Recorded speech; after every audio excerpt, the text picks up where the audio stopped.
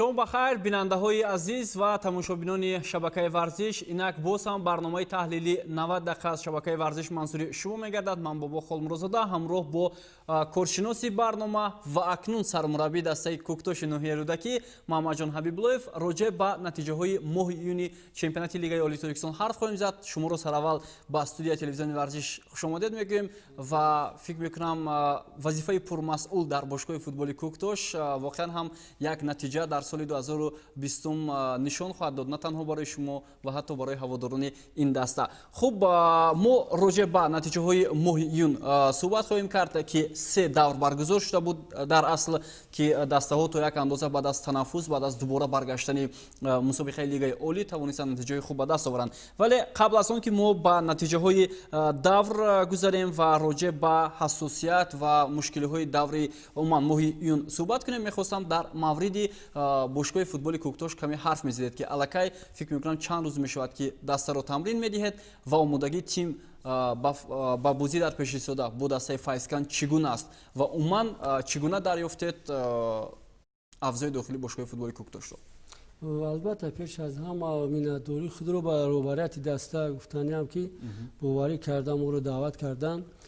درباره دسته گفتنیم البته مشکلات هست، اگر مشکلات هم نمیشون ما دعوت نمیشونیم به دسته. مشکلات هست، مشکلات داخلی، لیکن مشکلات حل می‌یابد. بله، حل خود رو می‌یابد. البته برای که یک نافهمی هست در دسته اون بین بازیگرا. فکر میکنم در این روزهای نزدیک یک دو روز که یک جا کار کردیم، البته فکر میکنم بچه‌ها یک خصلت کاری ما رو که آموختن. برای که البته مربی پیش چخیل رفتار داشته، چخیل هر یک مربی یک نقشه و یک چی کاری خود رو داره. بله واقعا هم و یکی از افضلیت های اساسی دسته کوکتوش در اون است که بیشتری هیئت دسته رو بازیگران جوان تشکیل میدهند و فکر میکنم از لحاظ انتظام یا خود همون کاری که مربی در دسته انجام میدهد امکانی خوب هم هست که دسته رو سرجم کنند و در ادامه مسابقه یک کاری خوبی رو براه مونند. خب آمادگی ها چگونه است در بازی در پیش ایستاده مقابل دسته فایزکان؟ البته خیلی که امروز هم خبر داره که درست شد که ما دسته رو قبول کردیم، لیکن فرقی نداره. هیئت دسته دور اول رو بگیم بسیار بزرگ رو بازی کرده و اون هیئت دسته خیلی پرقوته، فقط یک نقصان در بله البته یک تعلیمی بگیم که تربیوی در بازی از میدان بیرون دسته خوبند، رفیقی دارن، یک همفهمی دارن، لیکن این بازی یک نافهمی می شود و فکر میکنم که امروز که بازی پگاه نصیب باشد با دسته فایزکان دسته نه بلکه برای نتیجه بهت برای ما در کار است. برای من همچون سرمربی که نه تعیین شدم با بازیگران خودم مراجعه میکنم که همین بازی رو با خاطر سرمربی بازی کنم. بله واقعا هم فکر میکنم برای هر یک مربی نفری که دسته رو با عهده میگیرد بازی اول اهمیت خیلی هم کلان دارد. بسیار چیزها از بازی اول هم سرچشمه میگیرن، مخصوصا غالبیت یا باخت یا نتیجه مساوی. فکر میکنم این چیز رو درک میکنم فوتبالبازان کوکتوش و با شما در بازی اول برار میخوایم و باور داریم که کوکتوش در موسم امسال با اون هدفی که روبریت دسته در نزد شما گذاشته است میتواند با نتیجه های خوب نائل شود. خب بینندگان عزیز، ادامه برنامه 90 دقیقه است و ما گفتیم که راجع به نتیجه های ماه ایون صحبت خواهیم کرد و بیایید متوجه میشیم که دور پنجم، ششم و هفتم چگونه سپری شده بود در ماه ایون و 3 دور برگزار شد. در 3 دور یگانه تیمی که به شکست دچار نآمد این باشگاه فوتبال استقلال بود که با 9 امتیاز در زینه اول قرار گرفت. خوجند دوشنبه 83 دسته هایی بودند که امتیاز یک خیلی به دست آوردند و باز میتوانید شما بیننده عزیز ببینید که کدام دسته در کدام موقع قرار گرفته است. یگانه تیمی که عموما در موسم امسال و در ماه ایون نتیجه خوب به دست آورده نتوانست این لوکوموتیو پامیر بود و کدام نتیجه از این نتیجه همین دسته ها شما رو واقعا هم در ماه ایون بعد از بازگشت مسابقه لیگ عالی خوشحال کرد و کدام دسته رو میتوانید بگویید که واقعا هم توانست از یک مرحله بحرانی به مرحله نو گذرد؟ خیلی که در بازی اول ما دسته دوشنبه 83 رو گفتیم، لیکن در بعد 3 دور دسته یک بازی خود رو یافته بود. اون وقتی که در هیئت دسته بگیم як ҳамфаҳмӣ набуд дар бозиҳои аввал давраи аввал лекин гуфтем ки дар даста ягон бозингар ба ғайри Билли Джонс дигар ягон бозингар дар ин даста дар лигаи олӣ баромад таҷриба надоштанд лекин албатта чиҳел ки гуфтем даста сарҷамъ шуданд пеш аз ҳама ба мураббии даста гуфтаниам ки тавонист ки дастаро сарҷамъ кунад ва барои бозиҳо тайёрӣ бинад ва умуман натиҷаи хубишон доданд дар ин се давр. фикр мекунам душанбе 83 дар идомаи мусобиқа метавонад ҳамин гуна бозиҳои худро нишон бидиҳад ва бубинед ки дар 4 даври аввали мусобиқа дастаи дигари лигаи якум дастаи файзкан натиҷаҳои хуб нишон дода буд ва ҳоло навбат ба душанбе 83 расидааст. Ман фикр мекунам боз дар идома навбат ба дастаи Локомотив Помир ҳам мерасад. бале албатта бояд як тағйирот шавад чиқел мебинем баъди се давр дастаи файзкан дар се даври моҳи июн бале моҳи июн дар чи ҷадвали мусобиқа дар ҷои нӯҳум буд лекин албатта фикр мекунам ки дар бозии оянда дастаи Локомотив Помирам як тағйирот метиҳад чиқел ки мо фаҳмидем рӯбарияти даста мехоҳад ки дар ҳайати даста дигар бозигаронро ҷалб кунанд албатта натиҷа мешавад. Бале ва дар барномаҳои гузашта махсусан натиҷагирӣ аз моҳи апрелро мо доштем ки 4 давр баргузор шуда буд. Бисёр мавридҳое буданд ки одобу ахлоқи футболбозон махсусан худи ҳамон гӯем ки фишори онҳо нисбат ба доварони бозӣ хеле зиёд буд ва аз ҳама ҷиҳат кортҳои зард ҳам зиёд ба назар расид. Аммо ин чиз дар моҳи июн аллакай фикр мекунам ҳаллу фасл шудааст ва бубинед ки дар моҳи июн дар се давр доварон 62 корти зард нишон доданд ба футболбозон ки ин ба фарқ аз моҳи апрел як баробар коҳиш ёфтааст, камтар аст. Фикр мекунам ин натиҷаи хуб ҳам аст. бале чиқеле ки гуфтем аввали мавсим буд дастаҳо на он қадар хуб буданд ва ҳар як давре ки мо таҳлил мекардем кортҳо хеле зиёд буд. рафта рафта чиқел ки дидем кортҳо бо кам шуданд. албатта бозигарон ҳам ба ҳамун чи варзишӣ омада буданд балки аввали мавсим буд бозигарон умуман таҷрибаи бозӣ ҳам надоштанд ба ҳар як чи дағал рафтор мекарданд. бале ва ҳоло ба рӯйхати он дастаҳои мутаваҷҷеҳ мешавем ки дар се даври моҳи июн ҳамин гуна кортҳои зард корти сурх гирифтанд. Истаравшан дар се бозӣ 10 корти зард гирифтааст. оё ин натиҷаи бад нест барои даста? бале чиқеле ки мо дар он даври сеюмам таҳлил карда будем ки ин кортҳо оянда гуфтем залали таъсири манфӣ мерасонад. бале албатта чиқеле ки дидем даста дар зинои ҳаштуму нӯҳум аз нӯҳум боло ҳам набаромадааст. барои ҳамин кортҳои зард ё сурх хеле таъсири худро мерасонанд. дар ин ҷо ки мебинем хуҷанд корти зард гирифта. албатта 8 корти зард дар се бозӣ барои дастаи хуҷанд ин хеле зиёд аст. барои дастае ки мехоҳад барои қаҳрамонӣ барои медалҳои чемпионат мубориза барад 8 корти дар се давр хеле зиёд аст. барои хатлон чӣ? хатлон албатта гуфтем ки умуман бояд дар мавқеи ҳамин нӯҳум меши бисёр хуб буд. 4 кор мегирифт чи захиравӣ надорад. бозингарон захиравӣ надорад. албатта бо 8 корти зард албатта гуфтем мушкил мешавад ва мушкило ҳам омада буданд. гуфтем баъд дар давраи гузашта дастае ки умуман дар бозӣ чиқеле ки шумо гуфтед ахлоқ надорад, на фақат дар натиҷаи бозӣ чиш мерасад, умуман дар ҳамон дохили дастаам ҳамин чиё ба даста залал мерасонад. хуб дар идома дӯстони арҷманд клуби маркази варзиш артиш Истиқлол, Файзканд ва Куктош қарор гирифтанд то зинаи ҳафтум ва дастаи Регартадаст Душанбе 83 Локомотив Помир он дастаҳое ҳастанд ки дар се давр аз ҳама корти зарди камтар гирифтанд. фикр мекунам натиҷаи беҳтаринро маҳз Регартадаст Душанбе 83 ва Локомотив Помир доданд. бале чиқел мебинем Локомотив Помир чиқеле ки ҳайати дастаам бачаҳои ҷавон ҳастанд. бале Душанбе 83 Локомотив ки аз лигаи аввал ба лигаи олӣ баромаданд дар 3-4 даври аввал хеле ахлоқ ҳам хуб буд. ахлоқи агар ки натиҷаам на он қадар чӣ мешид дида мешид, лекин ахлоқи бозингаро хуб аст. хуб дар се даври рақобатҳои моҳи июн 45 гол дар умум ба ҳадаф расидааст ки ин ба фарқ аз моҳи апрел хеле кам мебошад ва фикр мекунам қариб 30% ҳамин голҳоро танҳо дастаи Истиқлол ба ҳадаф расонидааст. 6 гол ба дарвозаи Легарта даст, 8 гол ба дарвозаи дастаи Истарафшан ва 3 гол ба дарвозаи дастаи Хуҷанд. натиҷаи бисёр ҳам хуб аст барои чемпиони феълии мамлакат.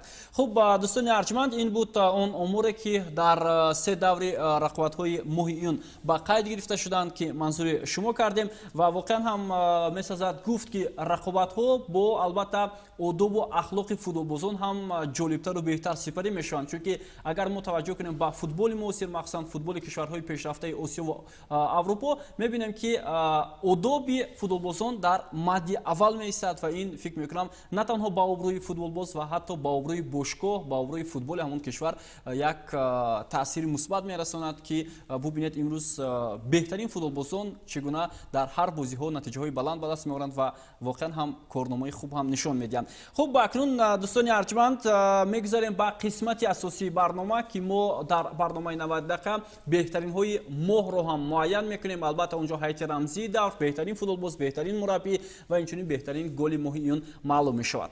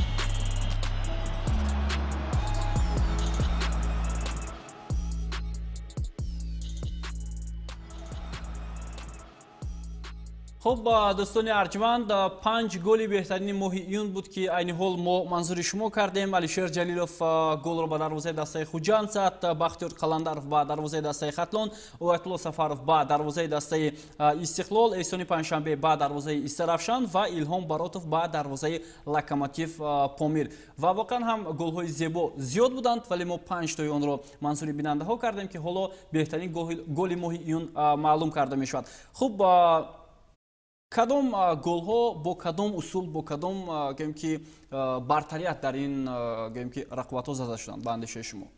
گلی بودن گل هایی که باز میتونیم با این خط شامل کنیم. بله البته بودن که 5 گل هم گل های بهترینن. اون گلی که ایلهام جان برات زد از کنتر هجوم سر شد. بله. از یک پرتاب هوایی. بله یعنی که وقتی که در یک مرکز میدان بود ایلهام جان لیکن توانست که همین هجوم رو با گل چکنه.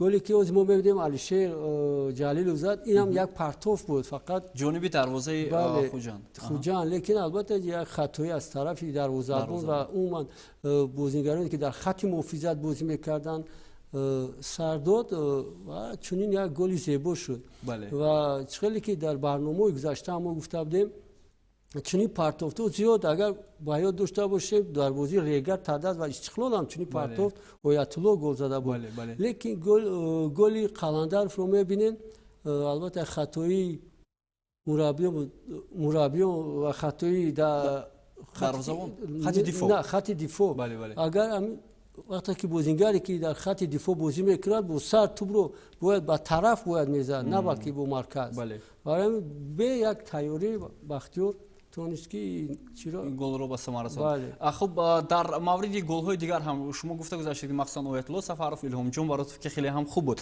و دوستان عزیز بهترین ها البته طبق فرضیه تلویزیونی ورزش گروه ایجادی برنامه 90 دقیقه اعلان کرده میشوند و طبق فرضیه ما البته بهترین گل ماهیون گلی زده فوتبال دسته کلوب مرکزی ورزش ارتش پامیر بختیار قلندرов گردید که در اجرایش همتونه داشت و بهترین اصول اجرا کرده فوتبالبازی مذکور با دروازه دسته خطلون واقعا هم نه تنها در همان دفع و حتی در ماهیون هم بهترین به حساب می رفت. بله چخیلی که ما میبینیم گل بختیار چخیلی گفتم خطایی از طرف همین بازیگری که سنی مرکز میدان توپ پرت با طرف مرکز میدان البته یگون طرف یگون کون چپ راست باید چی میگه بعدن اومد دروازه‌بان این چیزا نداشت که چونین یک ضربه می شود. بله واقعا هم مبارک باشد فوتبالبازی دسته کلوب مرکزی ورزش ارتش بختیار قلندرов رو و دوستان عزیز اکنون ما میگذاریم با قسمت دیگر معین کردن هیئت رمزی ماه یونی چمپیونات لیگ اولی تاجیکستان که در 3 دور برگزار شد و اونهایی که با هیئت رمزی ماه شامل شدند بهترین ها در هر دور هم بودند که نتیجه های خوب نشان دادند. خوب متوجه میشیم دوستان ارجمند هیئت رمزی دوری ماه یونی چمپیونات تاجیکستان چنین است در دروازه رستم یتیموف که در 3 بازی دسته استقلال با دروازه خود از همه گلی کمترین سرد است 2 گل. ولی از دسته ریگر 6 بر 1 و دسته خوجان 3 بر 1 بله با استرابشان 6 بر 0 بازی انجام یافته بود 8 بر 0 8 بر 0 بله البته از تمام گفتیم وخروی که دستو گذراندن رستم دروازه خود رو کم گل سرد. بله و در خط حمایت دوستان عزیز 3 نفر اویبек عبدوغفورов الکسی لارین و نعیمجان ابراهیمزاده از خوجان استقلال و خطلون قرار گرفتند 3 نفری که در هر بازی ها بهترین هم هستند. در این موسم اویبک هم بازی خوبی شد دوده شد و پای در هیئت دسته و هیئت اساسی میبراید و باز خصوصیت خوبی او در آن است که نسبت به دیگر فوتبالبازان خط دفاعی این دسته تا یک اندازه هنرش دیگرتر است. بله کورت هم کم میگیرد الکسی لارین در برنامه گذشته گفته بودیم که با میلیچ بهترین بازیگرانی که این زمان در چمپیونات تاجیکستان هستند. بله در خط مرکز بازی میکنند. نعیمجان باشد از اول موسم بازی خوبی شد دوده استوده است و فکر میکنم که در بازی خطلان و کوکتوش که سرمربی دسته یکاچین اشتراک داشت ممکن به دسته یکاچین هم این بازیگر دعوت شود. فکر میکنم این یک اقدام خوب هم و امکان دادن به یک فوتبالباز جوان هم میشود. خب در مرکز میدان 5 نفر طبق فرضیه ما قرار گرفتند اینها بختیار قلندرов از کلوب مرکزی ورزش ارتش اینچنین در موقع نیم محافظه محسن جان عبدوغفورov است و ادریس امینو از دسته دوشنبه 83 احسان پنجشنبه از باشگاه فوتبال استقلال و اینچنین علیشیر جلیلوف از استقلال. من میخواستم کوتاه در مورد هر 5 نیم محافظتگری هیئت رمزی در صحبت میکردیم. خیلی که میدونیم قلندر در چی از اول موسم در تمرین ها چی نمیکرد اشتراک نمیکرد لیکن یک بار با چمپیونات ناز بازیش رفت. درباره احسان و علیشیر ما بسیار گفته بودیم که امروز بازیگرانی هستند که یکی از بازیگران کلیدی این دستان اگر بازی که استقلال با حریف خود کنه به 2 بازیگر در خط مرکز با استقلال خیلی مشکل می شود. درباره ادریس گفتن بازی با بازی این بازیگر به حد یک بازی خوب شون میده و درباره البته محسن عبدالغفار گفتنی هم بازی که در 3 دور اول 3-4 دور بازی خوب ایشان میدادن اون با پرتوفتوی خود بازیگری است که در دسته یکاچین هم بازی کرده است. درباره ایلهام باروتوف و الچیبک گفتیم که ایلهام بازیگری است که دستش از او وابستگی کلان دارد. خیلی البته اگر که گفتیم اگر همین بازیگر در حد دسته بازیش نرود دسته سرافشان با مغلوبیت دچار می شود. قریب که در هر یک بازیگر با یک نتیجه خوبی ایندیویدوالی دارد. بله واقعا هم در مورد الچیبک رشیدبک فهمیتونه همین رو بگیم که او یک لیدر اساسی است در دوشنبه 83. باری اول در لیگ اولی برآمد میکند و یک بازیگری در خط هجوم یا بازیگر شناخته است و در برنامه گذشته ما گفتم که چنین بازیگر رو باید دسته یکاچین دعوت کنند و یک استعداد او رو بینند. بله واقعا هم دوستان عزیز و با هیئت رمزی ماهی چمپیونات تاجیکستان سرمربی هیئت رمزی البته سرمربی باشگاه فوتبال استقلال ویتالی لفچنکا گردید که فکر میکنم هنری لفچنکا و نشانداد لفچنکا جای بحث مناظره نیست. از اول موسم از دور اول البته دسته استقلال که در جدول در جای اول رفته ایستاده است و بازی با بازی میبینیم خولها هم زیاد شده ایستادن و حریفای خود رو در میدان دسته خوجند رو با مغلوبیت دچار ساخت و البته کار مربی هم معلوم است. بله واقعا هم و این بود هیئت رمزی ماهی چمپیونات تاجیکستان. دوستان عزیز در ادامه باز ما یک چند بهترین ها هم داریم که حالا منظور شما میکنیم و البته در مورد مربیان خواهیم گفت. خب دوستان عزیز اکنون میگذاریم با قسمت دیگر بهترین مربی ماهیون حالا معلوم میشد و بیاید سر اول توجه میکنیم با 3 مدعی اصلی برای به دست آوردن بهترین مربی ماهیون. خب اینها 3 نفر نظیرشو ریزوموف از باشگاه فوتبال دوشنبه 83، ویتالی لفچنکا از استقلال و رستم خوجایف از باشگاه فوتبال خوجند و نتیجه نشان داده هر 3 مربیان در ماهیون خیلی هم خوب بود. ببینید دوشنبه 83 از کدام موقع بالا برآمد،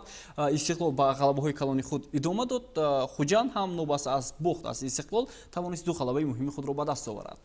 بله چقدر که گفتیم ریزوموف در بازی اول که با مشکلی وقتی که 10 روز تیاری است خیلی برای مربی مشکل است که دسته رو تیار کنه، لیکن البته مربی توانست که یک کار خود رو یک هم گفتیم که استعداد خود رو ایشان داد و در این 3 بازی 2 غلبه و دستایی که در لیگ اولی دستای شناخته‌اند، دستای کوکتوش و ریگارتاد. بله و غلبه در سفر با ریگارتاد است و فکر میکنم که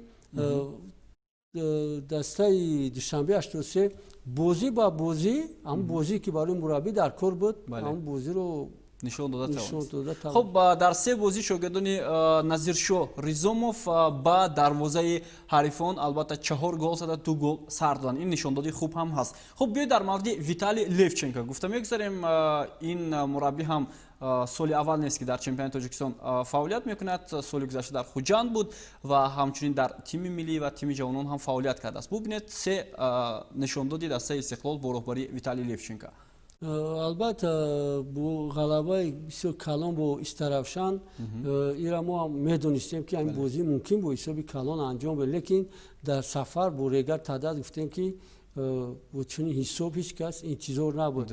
اون مخلصان دستم انتظار نبودن که ما فکر کردیم که یک بازی خوبشون میدن و با دسته استقلال البته دسته در کدام حالتی نباشد باید با قهرمان کدام دسته نباشد باید بازی خوبشون کرد. مقابل خوجند شما انتظار داشتید که استقلال با همین حساب پیروز می شود؟ نه ما فکر میکردیم که بازی دورنگ انجام میشه. دورنگ و ببینید که چگونه فوتبالبازان استقلال در میدان 20 سالگی شهر خوجند توانستند تیم خوجند را شکست بدهند. تا یک اندازه میتوان گفت که رقابت میان این دسته ها برای قهرمانی است در موسم سال چمپیونات.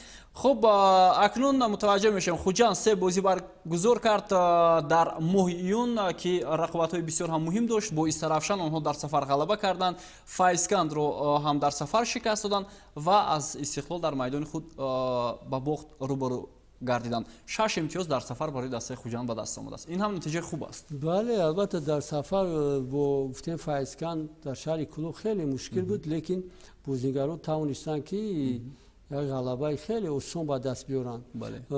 و با استرافشان گفتیم یک چیز سخت بود. دربی سخت بود که اما وقتی این بازی با خیلی مشکلی برای خوجان انجام میافت. البته تمام 3 گل در استرافشان فکر میکنم که برای خوجان خیلی مشکل بود. نظر به بازی استقلال، بازی استرافشان برای خوجان بسیار مشکل است. خب دوستان ارجمند، این 3 مدعی و داوطلب برای به دست آوردن جایزه بهترین مربی ماهیون از روی فرضیه شبکه ورزش است و حالا در اکران تلویزیون‌های شما بهترین مربی ماهیون نمودار می شود.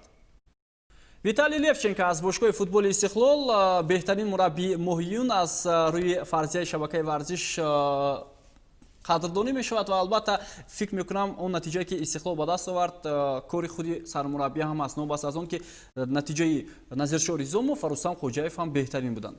بله، خیلی که گفتم من برای مربی دسته استقلال مشکلات مولوی چی ندارند. اگر که دیگر گفتم دسته خطلان اگر حبیبلویف برای مشکلات مولوی خیلی چی میکند، فقط برای دسته استقلال خیلی بروقت سرکرد بود و سرمربی هم توانست که یک کاری خود رو خیلی که میبینیم ایشون داد. بله واقعا هم. بله، از گفتیم که از اولی دو چمپیونات دسته در جای اول رفته. بله، استقلال برابر لفچنکو نه تنها در چمپیونات بلکه در مرحله مقدماتی لیگ قهرمان‌های آسیا هم 2 بازی خوب نشان داد. آنها در سفر لوکوموتیو تاشکند را شکست دادند و در گویم که سفر با یکی از بهترین دسته‌های عربستان سعودی هم یک بازی ارزنده کردند، اما در دقیقه اخیر به باخت دچار آمد. من فکر می‌کنم امسال دسته استقلال حالا در جام کنفدراسیون فوتبال آسیا یکی از مدعیان اساسی هم هست.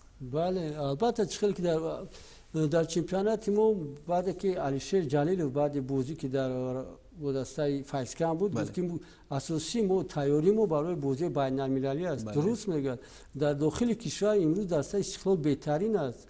دسته‌ای نیست که چخیل که دیدم اساسی دسته که خوجان که باید با استقلال ارزنده بازی کند در میدان خود 3-1 مغلوب شد. فکر میکنم که در بازی بین المللی هم باید بازی خوبی شد. بله، ما هم امید داریم و حالا اکنون دوستان عزیز با 3 داوطلب اساسی میانی فوتبالبازان برای به دست آوردن بهترین بازیگر ماهیون متوجه میشیم. علیشیر جلیلوف کاپیتان دسته استقلال، الهام جان بریاتوف هم کاپیتان دسته استرافشان و احسانی پنجشنبه نیم محافظتگری دسته استقلال. خب کوتاه در مورد همین بازیکنان گفته میگذاریم. واقعا هم 3 نفری هستند که در حیات دسته های خود بهترین هستند در مخصوصا ماهیون در 3 بازی که برگزار کردند. البته برای گفتیم که اگر الهام جان خیلی مشکل است امروز چنین بازیگری نیست به مانند علیشیر، احسان یا که دیگر بازیگرانی که در گرد اطراف در حیات دسته استقلال هستند یا دیگر فرمی خیلی کلان است، خیلی بزرگ است، لیکن الهام جان ندارد چنین بازیگر رو، لیکن در تنهایی بازی میکنه. بله، البته خیلی مشکل بازی کردن وقتی که نبودن اون بازیگرانی که از دولت ازبکستان بودن. برای همین فکر میکنم که هر 3 بازیگران شایسته همین مکافاتند و واقعا هم نتیجه خواه علیشیر جلیلوف، خواه احسانی پنجشنبه، خواه الهام برادوف میتواند قابل قبول باشد. اما ما یکی را انتخاب میکنیم دوستان ارجمند از میان این فوتبالبازان که حالا اسمی بهترین بازیگر ماهیون هم معلوم میشود. این نفر کاپیتان دسته استرافشان الهام جان براتوف است. دوستان ارجمند در 3 بازی ماهیون مؤلف 3 گل شده است. نه تنها مؤلف 3 گل و تا یک اندازه توانست اولین غلبه دسته استرافشان را در تنهایی تامین کند. هرچند بازی فوتبال این دستوی است ولی نقش الهام جان براتوف در 3 گل دسته استرافشان مقابل لوکوموتیو فامیل خیلی هم کلان است و باز توانست گل خوب را هم به هدف رساند. خب من میخواستم کمی در مورد الهام براتوف گفته میگذاشتید. خب همین گونه بازیگری با تجربه در یک دسته که در زینه‌های پایانی جدول است خوب است یا الهام باید در ادامه چمپیونات به دسته‌های دیگر گزارش کند؟ این چیز خوب است یا این تاثیر می‌رساند به دسته استرافشان؟ با فکر من الهام جان یگان جو فکری رفتنی هم ندارد. اگر فکر می‌داشت که امروز من سرمربی دسته کوکتوشم دعوت می‌کردم، لیکن اگر حالا امکان باشد شما دعوت می‌کنید الهام براتوف را؟ بله، البته چنین بازیگر رو هر یک دسته که در لیگ اولی برآمد میکند و بیرون از لیگ اولی میتواند که با دیگر دولت‌های خارج کشور هم сафар кунанд мисол ба дар малайзия ё ки бангладеш ва дигар дастаҳо, лекин дар дохили даста ин беҳтарин бозингаре аст ки умуман гуфтем ки бозингари калиди аст. мураббӣ дар майдон аст дар дастаи Саравшан. бале воқеан ҳам Илҳомҷон Баротовро барои сазовор гардидан ба ҷоизаи беҳтарин бозингари моҳи июн аз рӯи фарзияи шабакаи варзиш табрик мекунем ва воқеан ҳам арзанда аст. дар идома боз рақобатҳои дигар дар пеш ҳастанд, махсусан моҳи июн ки он ҷо ҳам беҳтаринҳо муайян мешаванд. хуб албатта имкон дорем ки дар даври нуҳум ё даврҳои дигар ҷоизаро ба мураббии беҳтарини моҳи июн Виталий Левченко ва беҳтарин футболбози ин моҳ Илҳомҷон Баротов тақдим кунем ва ҳоло мутаваҷҷеҳ мешавем ба ҷадвали мусобиқа ки то ин дам дастаҳо чӣ гуна натиҷа нишон доданд. Сараввал ба натиҷаҳои даври гузашта биёед мутаваҷҷеҳ шавем ки Файзкан дар майдони худ мағлуб шуда аз Истиқлол. Локомотив Помир дар майдони худ аз Хуҷанд шикаст хӯрд. Душанбе 83 ва Саравшан бозии мусовӣ анҷом доданд. Клуби маркази варзиш ғалабаи навбатиашро муқобили Регартадаст ба даст овард ва Коктош бошад дар сафар аз Хатлон мағлуб шуд ва ин боис шуд ки Маҳаммадҷон Ҳабибуллоев ба симати сармураббии дастаи Коктош пазируфта шаванд ва акнун бозии нахусти худро муқобили Файзкан баргузор хоҳанд кард. хуб акнун мебинем ба бозиҳои даври ояндаи чемпионати мамлакат ки ҳоло ҷадвалро мутаваҷҷеҳ мешавем. инҷо баъд аз 8 даври мусобиқа Истиқлол дар зинаи аввал аст бо 22 имтиёз, Хатлон дар зинаи тиюм, Хуҷанд дар зинаи сеюм. хуб агар раваду Коктош дар даври нуҳум бар Файзкан пирӯз шавад, он гоҳ дастаи Коктош якбора мавқеашро ба зинаи чоруми ҷадвал мебарад ва агар дар сафар клуби маркази варзиш Артиш муқобили тими Саравшан имтиёз ба даст наоварад.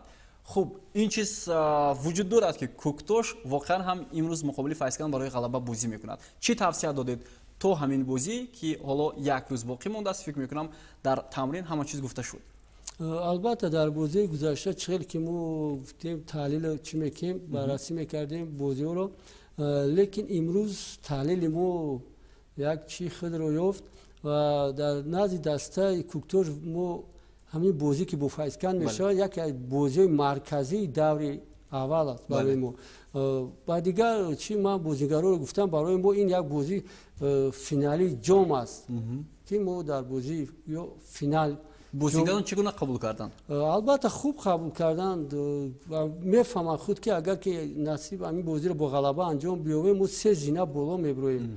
барои ҳамин албатта кӯшишу меҳнати зиёд дар кор. бале ва умед дорем ки натиҷаи хуб ҳам ба даст меояд. Файзкан ҳам яке аз дастаҳои пурқувват аст. бубинед дар мавсими нахусти ҳунардамои худ тими Файзкан чӣ гуна натиҷа нишон дод. ин чизро ҳеҷ кас интизор ҳам надошт, на ман на шумо, ҳатто дар барномаҳои аввали 90 дақиқа. хуб дӯстони азиз, дар даври нуҳум бори дигар мутаваҷҷеҳ мешавем ки 5 бозӣ баргузор мешавад ки 4 тои он тавассути шабакаи варзиш ва футбол мустақиман манзури бинандаҳо мешавад. мутаассифона барои ҳаводорони дастаи Коктош бозии нахусти Маҳаммадҷон Ҳабибуллоев манзури бинандаҳо намешавад. албатта шабакаи варзиш рақобати дастаи Регартадаст, Хатлон, Саравшан ва клуби марказиро дар як вақту соат манзури бинандаҳо мекунад ва дар рӯзи дуюм Хуҷанд Душанбе 83, Истиқлол ва Локомотив Помир ҳам мустақиман манзури бинандаҳо хоҳад шуд. хуб дӯстони азиз, ин буд барномаи 90 дақиқа ки роҷеъ ба натиҷаҳои моҳи июн гуфта гузаштем ва ин фикр мекунам охирин барномаи 90 дақиқа буд ки Маҳаммадҷон Ҳабибуллоев ба сифати коршинос ҳам инҷо ширкат карданд ва аллакай маълум мешавад ки ба фарқ аз барномаҳои гузашта ҳоло куллан таҳлили Маҳаммадҷон Ҳабибуллоев дигартар аст, зеро сармураббии дастаи Коктош шуданд ва фикр мекунам ки дар оянда боз ҳамкориҳои мо идома хоҳанд кард, чунки Маҳаммадҷон Ҳабибуллоев воқеан ҳам яке аз мураббиёни шинохтаи кишвар, яке аз мутахассиси варзидаи футболи ватанӣ ҳастанд. ба ишон дар ҷодаи фаъолият дар бошгоҳи футболи Коктош барор мехоҳем ва бовар дорем ки Коктош яке аз роҳхатҳои мусобиқаи осиёи ҷоми Африкаро ба даст меоварад дар ҳамин сол, дар соли нахусти фаъолияти Маҳаммадҷон Ҳабибуллоев. дӯстони азиз, барномаи 90 дақиқа дар ҳамин ҷо ба поён мерасад ва ҳатман мо рӯзи душанбе натиҷаҳои даври нуҳуми чемпионати Тоҷикистонро мавриди таҳлилу баррасӣ қарор хоҳем дод. то барномаҳои оянда сеҳатманду пирӯз бошед.